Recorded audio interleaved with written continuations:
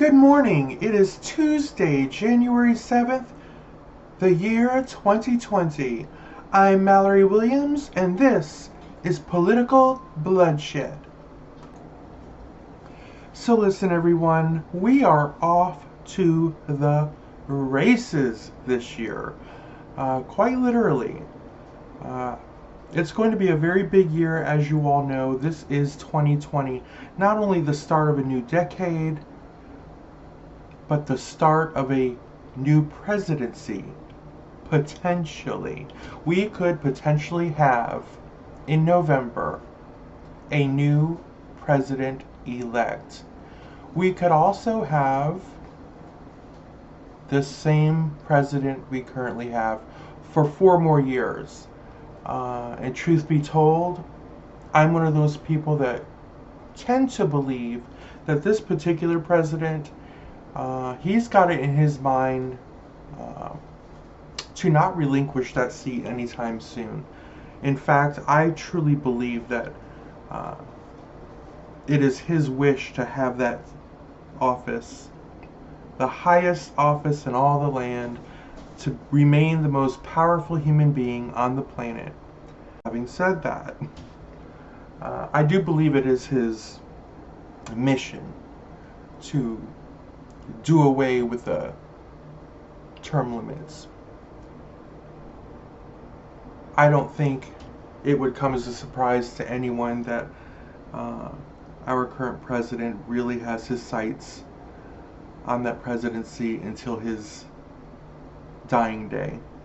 But I digress. That's a whole nother story for a whole nother day. But it is going to be a very busy year in the world of politics. And I said that we're off to the races because, you know, the whole world right now, I think it's fair to say the entire world is clutching their pearls, so to speak, watching their handbags like a hawk, pulling their kids a little bit closer, if you will. We have ex-presidential cabinet members clamoring to testify, assuming against the President of the United States, who, by the way, reminder, is officially impeached. He has officially been impeached. So we're dealing with an impeached president that seemingly out of nowhere called the trigger to assassinate one of the most powerful generals in the world. Specifically, Iran. The second most powerful human being in the chain of command in Iran was assassinated brutally, swiftly and quickly at an airport just some days ago. Now, as you all know, that this person was beloved. He was a beloved general to his people. Now, let's not get it twisted. He was a no-good Joe, okay? For us, from our perspective. He had no care for the United States or its people. So let's understand that from the get-go. But having said that, when is the last time that we so publicly assassinated someone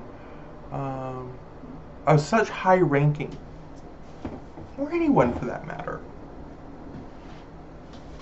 So this has really got the world a little topsy-turvy right now.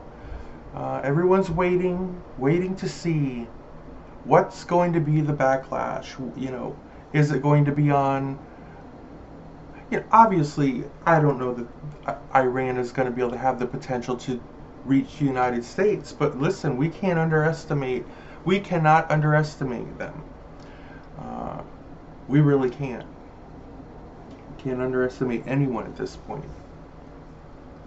But we have to remember that we have all of our brothers and sisters, our family members over there, and more are going. In a time when troops are supposed to be coming home from the Middle East, I mean, that was the plan. That was the plan. We're bringing them all home. We're getting out of there. We can't fight the world. Here's the thing. It's funny that we can send some people over, hundreds and in some cases thousands of troops being sent on over there, particularly after this assassination has gone down. I wonder why.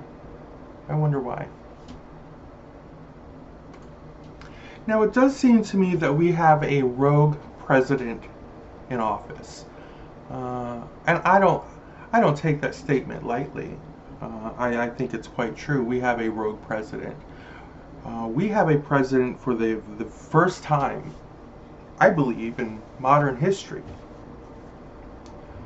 that is so blatantly undermining the house rules, so to speak, the rules of the game,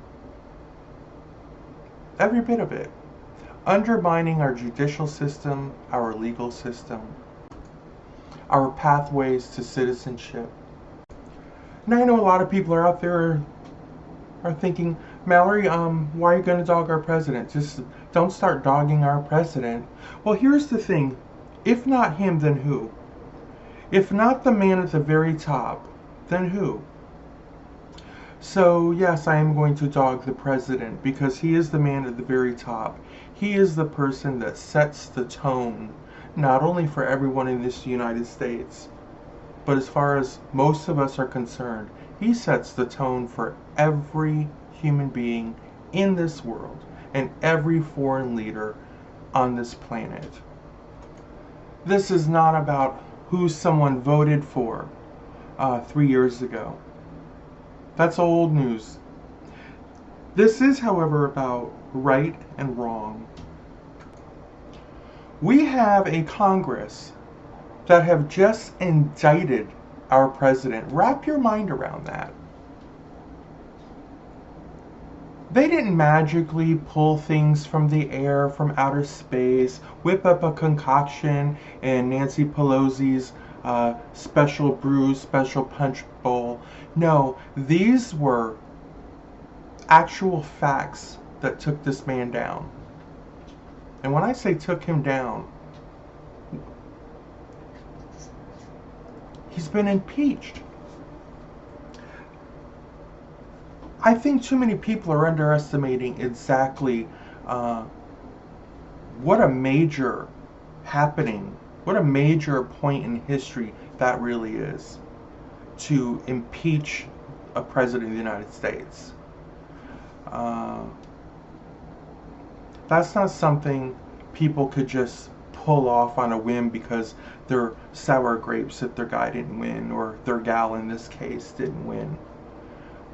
Anyone who thinks that, you're fooling yourself conveniently and foolishly. But we're sitting here with a president who, for no other reason than to distract from his own ill-gotten gains and evil doing, assassinates a powerful general in the Middle East, while we have so many Americans over there on official business.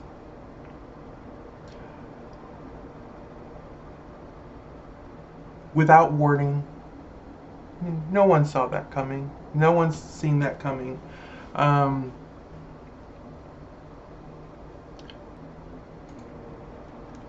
But these are the type of acts that we have to sit and we have to ask ourselves, is this right or is this wrong? And when you ask yourself that question, you really have to just keep it at its baseline, right versus wrong. You really don't have to go any deeper than that. This is not about abandoning your political tribe. It's about just speaking up for what's either right or wrong in your view. In my particular view, I believe it was absolutely wrong to assassinate this particular general at this particular time on the guise that there were imminent plans to do us harm. Well, here's the thing. Unfortunately, the president has squandered all the currency he had in regards to believability, truth, honor. So, of course, no one is going to be believing this at this moment, or at least receiving this information without sincerely questioning it and wanting to vet this information. And it's no surprise that this information is already coming back that, surprise, surprise, there was no imminent plan of danger on our end.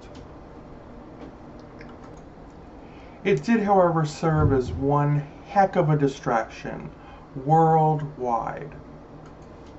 But you know what? You know what it doesn't change? It does not change the fact that he's impeached. Nancy Pelosi, who happens to be the third most powerful human being on the planet, she is not a gal without a plan. I think we can all agree on that. She's not a gal without a plan. And distract as he may, at our expense, mind you, it does not change the fact that these proceedings are going to be going forward, regardless, at this point, regardless of his partners in crimes, who seem to be the Republican Party in the Senate, who openly, admittedly, are working hand in hand with the White House in order to basically make this go away. Make it all just disappear and vanish. Imagine that. The would-be jurors are going to sit here and collude daily with a criminal. With a criminal that has just been indicted, where an entire body of Congress, the majority, mind you, have found him guilty of these crimes. Playing games with Ukraine, blackmailing, to be more specific. And we're to believe, here's what gets me. We're to believe that this is the only one. This is the one time that the whistleblower comes forward and says, hey, wait a minute. Here's the thing. There's some information in that server that I know is there. Mind you, the same server that Ivanka Trump has access to, her husband has access to, who by all measures and accounts should not have access to. They're not qualified by any measure to have the security clearances they do. However, dear daddy and daddy-in-law, at the end of the day, this is his decision. He made the executive decision to give his children security clearances that, let's face it, we know darn well will entitle them to probably just as much information as he would get, or even more in some cases. I guarantee you. These are scary times for a lot of people. It's scary for those of us who do not support this particular president. It's scary for those of us who have and do support this particular president. Uh, Fear comes in many shapes and sizes and tones. For example, there are people scared that this year they will lose their president. And then there are other people who are scared that we will be stuck with this president indefinitely, pulling stunt after stunt after stunt.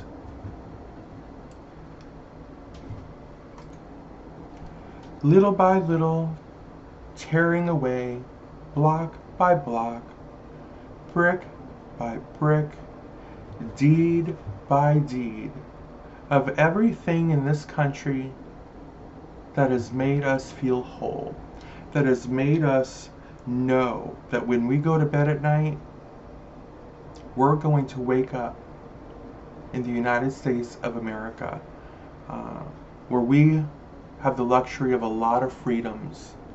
We also have the luxury of having a lot of diversity. And we say diversity, we mean thinking, culturally. Diversity is a good thing. And anyone who believes that diversity is evil, is no good, I would plead with them to reconsider. Reconsider your thoughts, because without diversity, there's no human growth. There's no understanding for anyone else but ourselves and our own particular needs and wants. You know, everything comes back to a mathematical equation. So imagine, for example, you're limited to the numbers 1 through 5. That's it. 1 through 5. Those are the only numbers you have access to. Okay? The alphabet, you have A, B, C, D, and E. Okay? And F, if you're really good. But no more. That's all you have to work with. Maybe you see the difference. You see how much more capable and opportunities you can have when you include the rest of the letters of the alphabet, and able to conjoin, add, subtract, divide, all of those numbers and equations. That's diversity. And as I said, diversity comes in a lot of different forms. So as it stands today,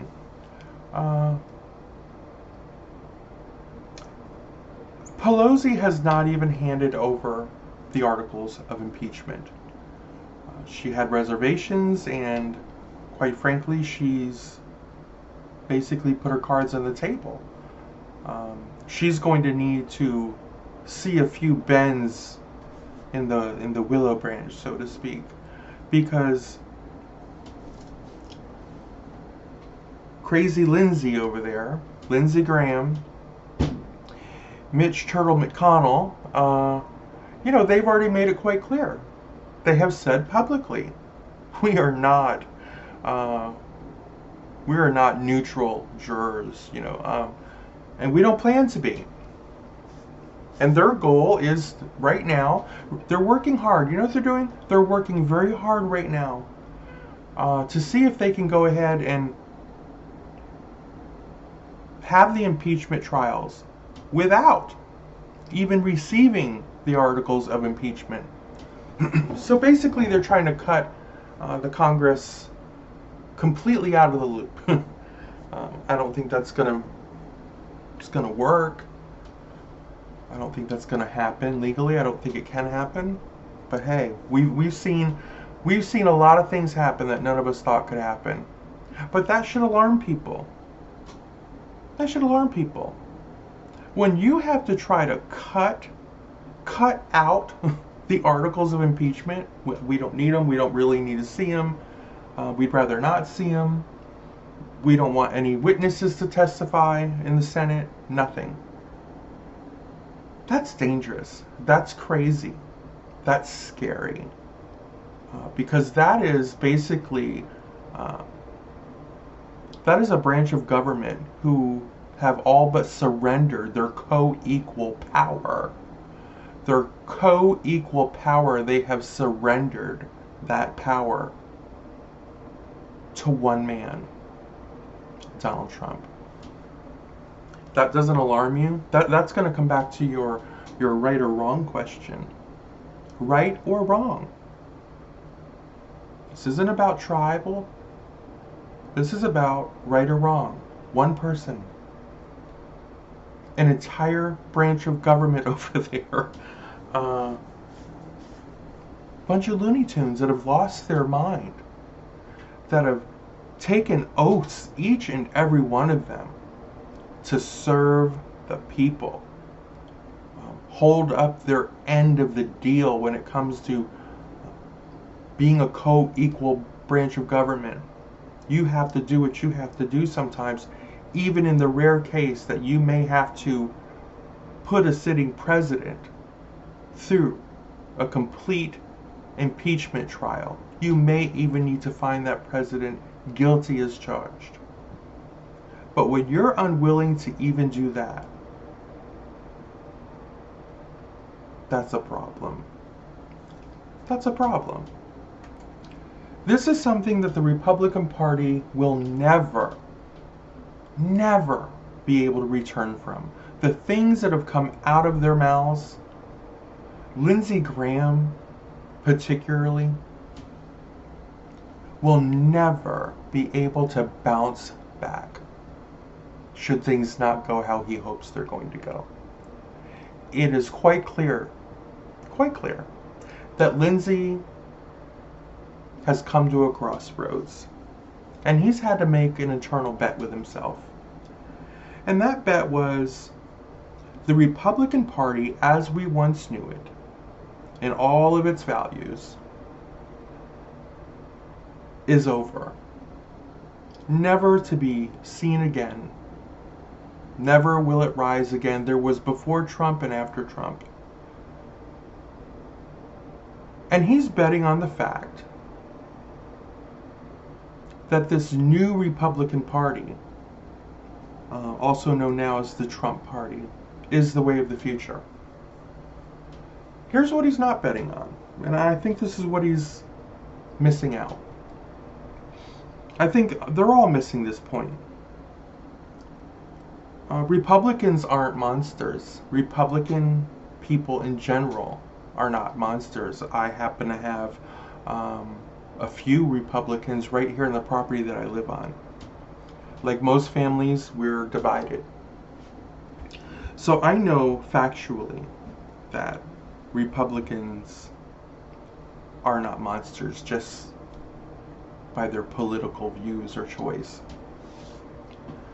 Not to say that there's not some monsters out there, but monsters come in all kinds of colors, people, both red and blue. But as a whole, we're not monsters. We're all human beings trying to find our way in this world, trying to find a way to live in this world that is best going to serve ourselves first, and our neighbors last, it seems. Each year that goes by, it becomes more difficult. It's hard for people to make these compromises. Maybe I can have a little less of what I want if my neighbor can have just a little bit more. That's a compromise. And I think this is where Lindsey Graham, Donald Trump, this is where they're going to drop the ball, I believe. The Hillary effect. So we're entering 2020, and we're starting to weed through some of the candidates here. So far, it doesn't look like there's going to be anyone that's going to rise up in the Republican Party to challenge Trump. So it looks like he's smooth sailing as far as his own party goes. unless he does something incredibly unpopular with his base. But here's the part that's missing. As I said, the Hillary effect. The bad news for them is Hillary's not running in 2020. That's the bad news. That's the bad news. And why do I say that? Because we forget. So easily we forget. Lindsey Graham forgets. Old Donnie forgets. Everyone forgets how many people in this country voted for Trump, although they hated him. They despised his behavior. They couldn't stand him.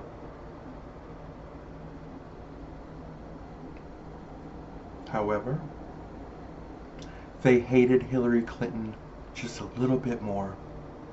They despised her just a little bit more. She was a little bit too female for some of them. So at the end of the day, how many people that we know personally that said, I had to vote for someone. I didn't like any of them, but I hated her more, so I voted for Trump. Well, there you go. There you go. So what are we going to do this year? What is their goal? Have you seen anyone on the Democratic side that is, in order for them to repeat this voting against the person you hate the most, right? You're voting against. Instead of voting for someone, you're literally voting against someone that you hate more. So who's it going to be? Who's it going to be? Buttigieg? Can you possibly hate him? You hate him more than Trump? These people? You're going to hate him as much as Hillary? No. There's no way. He doesn't have that kind of baggage. He's just not that polarizing. Who are you going to hate? Warren? Can you possibly hate her more than Trump? Can you hate her with the same vigor as you hated Hillary Clinton? No. Nope. Not going to happen. Not going to happen. Who else do we have? Who else do we have? We've got old Bernie Sanders. Oh, the firecracker. The old firecracker. Here's the deal. He's the polar opposite, right? He's the furthest to the left. You know what I'm saying? Now you have literally two polar opposite candidates in Trump and Sanders. So at best, you're going to dislike his politics, okay? You're not going to be a fan of him wanting to give away the house, okay? Get it. You're not going to be a fan of his all-inclusive attitude. Okay, got it. But here's the deal. You still hate Donald Trump. You still hate that man possibly even more than you hated him when you were forced to vote for him 3 years ago because you hated Hillary more. The question will be, do you hate Bernie Sanders with the same vigor that you hated Hillary with? I'm going to say no. Because Bernie Sanders really is not a person that comes across as someone that the world wants to gather to hate, or even an entire group of people want to just kind of hate. Don't forget what hate is. Hate is it is a vile emotion that stirs up inside of you. So when these people were picturing not only Hillary Clinton, a female, taking the reins, becoming the most powerful human being in the world, okay? They were also picturing her husband coming back into the White House and playing one role or another, if nothing else, having a great influence on her presidency. That's what they were picturing, again, because she's a lady. Not giving her one benefit of the doubt that she didn't need anything other than moral support, if that, from her husband. Um, that in fact she was the most qualified individual that has ever run for president. The most qualified. No. She was fully capable without a man coming through and guiding her and pushing her, nudging her. So what are you going to do, people? What are the Donald Trumps, the Lindsey Grahams, and the Mitch McConnells going to do when the Hillary effect is missing in November? When there's no one to hate, when there's no one to vote against because you hate them so much. Not because you disagree with their politics, but because you hate them. You hate them. So, that's what I said. There's no bouncing back. And what does that mean? What happens if the Democrats take back the Senate? What if they manage to take back the Senate this year? Maybe not even the presidency, but they take back the Senate. You know, my calculations, I think we only need 10 seats. I think we only need like 10 seats in the Senate. And there are plenty of senators cashing in their chips this year who are not running for re-election or who are up for re-election. So there are some seats to be had. What's going to happen? What's going to happen? It could possibly be even worse for the Republican Party if Trump remains in office and the Democrats now rule, are the majority in both Congress and Senate. Where do they go from there? Where do the Lindsey Grahams go from there? They can't go back. They can't go back to a time when they could operate on values and preach love thy neighbor and do what's right for the country, do what's right for its people, as opposed to do what's right for Donald Trump. When you sell your soul, you're kind of morally bankrupt at that point. Where do you go from there? How do you climb your way out of such a cesspool of nothingism? You worked so hard to become who you were in this world, to be fortunate enough to have such a powerful position, a well-paid position, a position that in one way or another is going to place you somewhere in the history books. The honor of that. Only to then throw it all away. Because one man was able to find something in a lot of people in this United States who felt overlooked, who felt that they just were taken for granted. And maybe they were. But he tapped into something that was festering, and he exploited it in a big way. And these people now have a taste. Instead of feeling overlooked or taken for granted, they are now having a taste of what it's like to be noticed, to be needed for a cause, even though none of it's going to benefit them. None of it is, let's be real. This whole thing of the economy is great, the economy is best it's ever been in the world. Listen, we know better. We know who it's good for, we know who it's not good for. If you were wealthy, if you were upper middle class before Trump came in, you're upper middle class now. If you were wealthy and a millionaire or billionaire before Trump came in, well, you're even richer now. If you were working minimum wage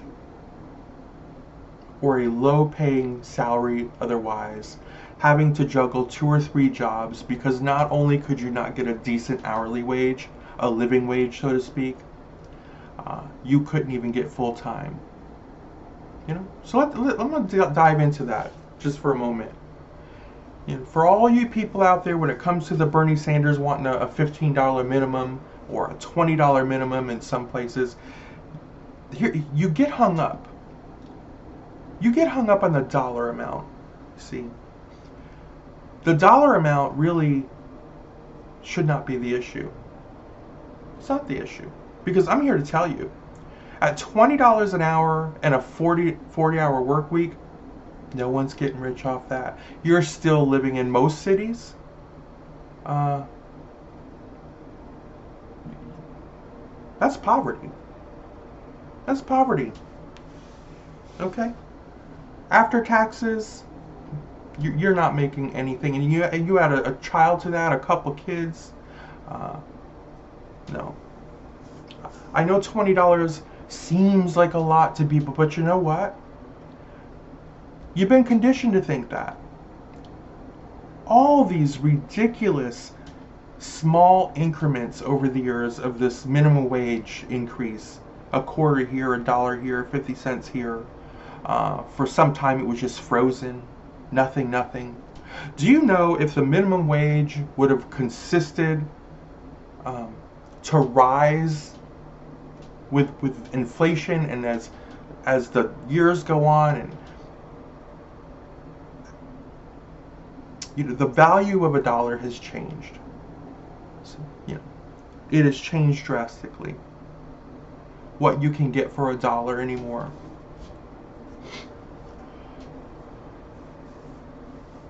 So you all have to think about that.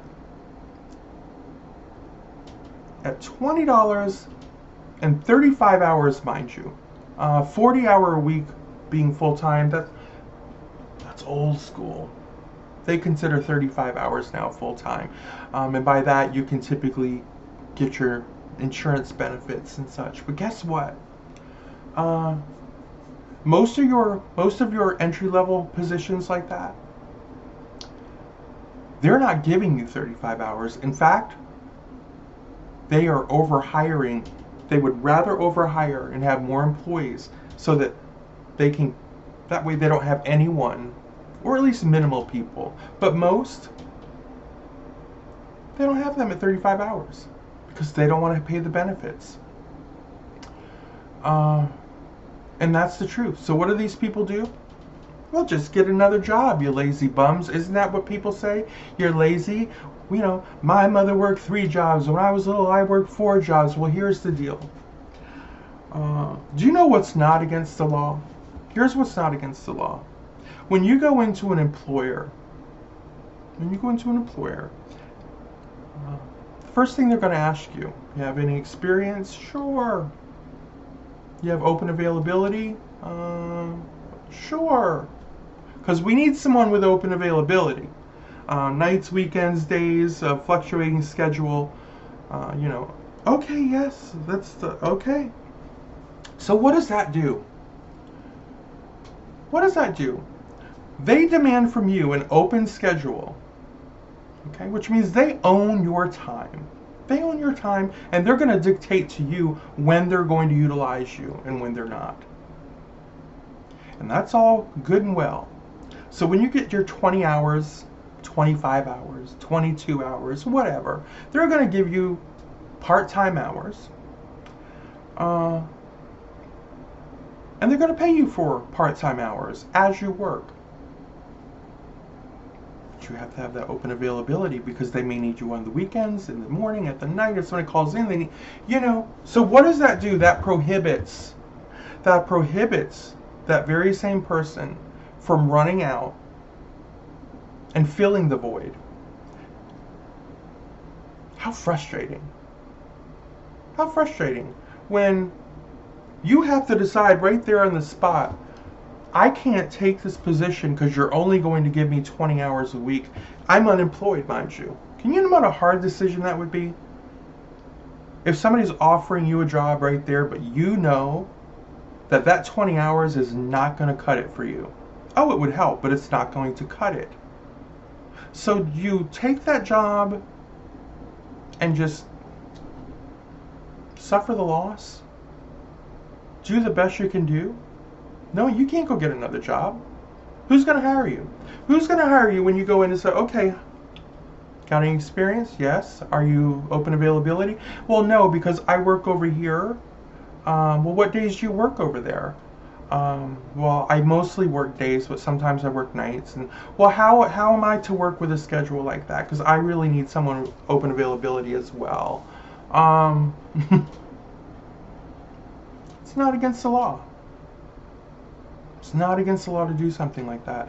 And it is common practice in the United States. But all the while, we're calling all these people deadbeats lazy. No. It's all part of the system. I don't believe, just like I don't believe that Republicans are monsters, just because they happen to be Republican and conservative. I don't believe that low-paid workers are lazy. I just don't. I don't believe that's the case. I believe most people in this world are willing to work if they can, when they can. They want to pay their own way. But when you're dealing with a system that is completely against you, what do you do? What is one to do? Which brings me right on back to the state of the world today. What is one to do in this world where everything feels topsy-turvy? Where 5 suddenly equals 3, cat really means dog. Okay? Sky equates to ocean. What are we to do? Not only is life challenging in so many ways for all of us, at times almost unbearable, but we keep going. We keep going. It's human nature. You keep going until you absolutely cannot go anymore. But while we struggle to make sense of the world and to get through it with our dignity intact, our morals in line with our beliefs, all while we have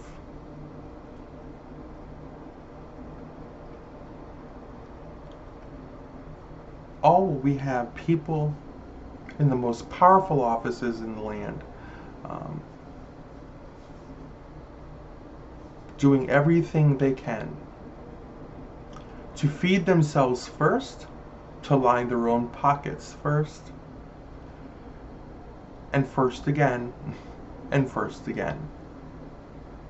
What are we to do? Not only do we have to suffer through this system that does not work for most Americans, when the wealthiest people are the 1% of the people, when they do hold all of the wealth, what are we to do? If you can't traverse a system that you know the rules, that at least you know the rules, if you can't barely traverse that system, how the heck is anyone going to traverse a system or a society where 5 means 3, dog means cat, and everything that used to be is no longer? No longer can we trust our judges. They're all liars. They're all thieves. I mean, that's the doubt. That's the doubt that's been placed upon our judicial system. They're all out to get us. It seems everyone is out to get us except for one man in this. Isn't that interesting? You know, if you break it down to its simplest form,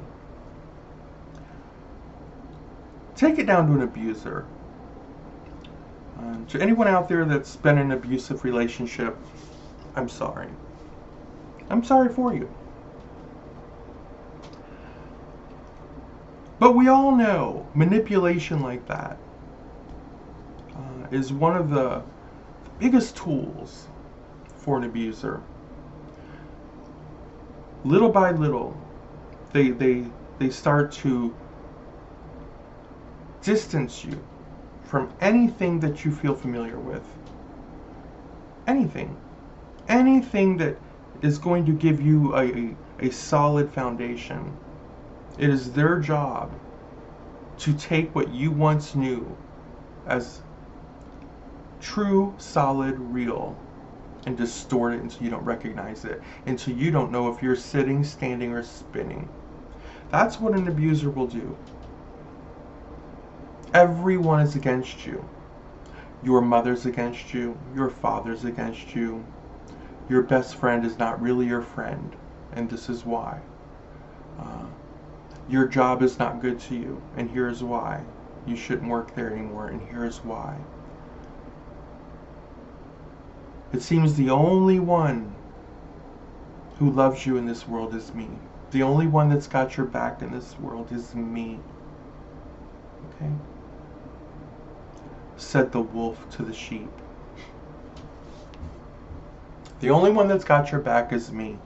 No one is going to take care of you like I will take care of you. No one. And that's how I feel about our current president. I equate him to an abuser.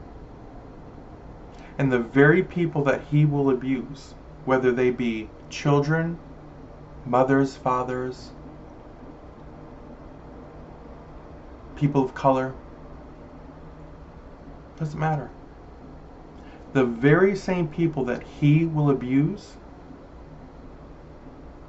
will be the very same people that he will lift up and applaud and high five should they ever have a change of heart and tell him and show him how much they love him and appreciate him and admire him. So it's equivalent to beating the hell out of your spouse or your girlfriend, your boyfriend, whatever. You're going to beat the hell out of somebody. Then you're going to take them out for dinner. Okay?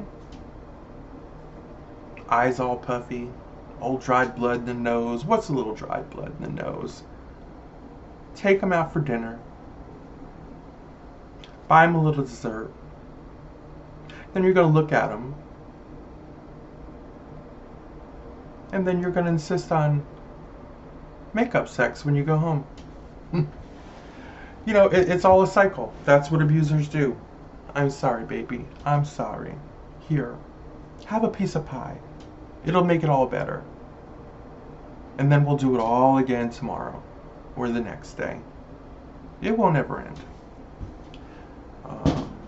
I know that people love to use the word narcissist. It seems like the word of 2019. That was the word. If ever there was a word that came out of 2019, that it would have been, it was that one. Everybody's a narcissist. Narcissist. It's like everybody learned a new word. So, for all you people out there that like to use the word and label everyone you know a narcissist, anyone that might have a little bit of an air about them, call them a narcissist. But while you're doing that, know what a real narcissist is. The leader of the free world, soon to be not so free world, mind you, is a narcissist in chief. So I hope you all enjoyed this little podcast today, this little conversation.